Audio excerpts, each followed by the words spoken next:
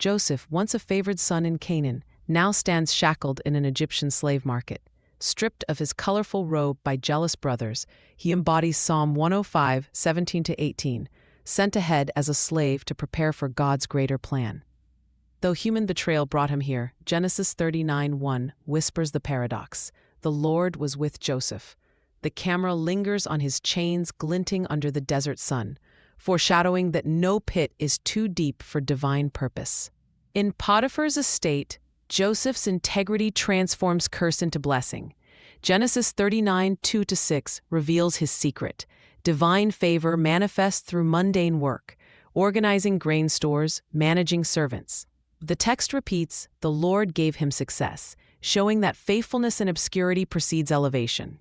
As the camera pans over thriving orchards under Joseph's care, we see Proverbs 22:29 in action. Do you see someone skilled?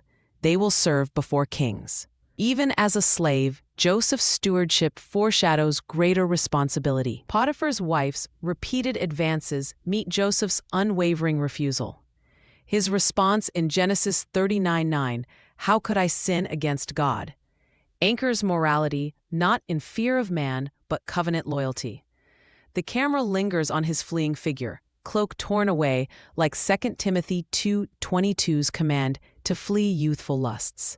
This moment crystallizes a truth. Spiritual victories often come through decisive no's rather than dramatic battles. Joseph's choice costs him temporary comfort, but preserves eternal integrity. Falsely accused, Joseph trades steward's robes for prison rags, Genesis 39:20.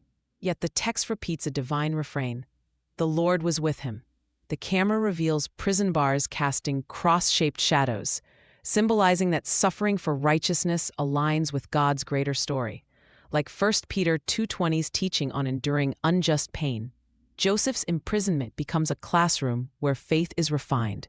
Even here, his administrative gifts emerge, proving that no place is beyond God's purpose. Genesis 39:21-23 reveals Joseph's prison promotion, managing inmates under the warden's trust.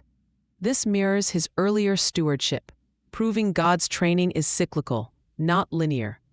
The camera tracks Joseph's hands organizing prison records, echoing Proverbs 16:3, "Commit your work to the Lord."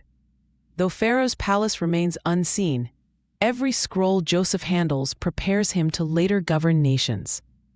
His story whispers to believers today. Seasons of hiddenness are where God forges leaders.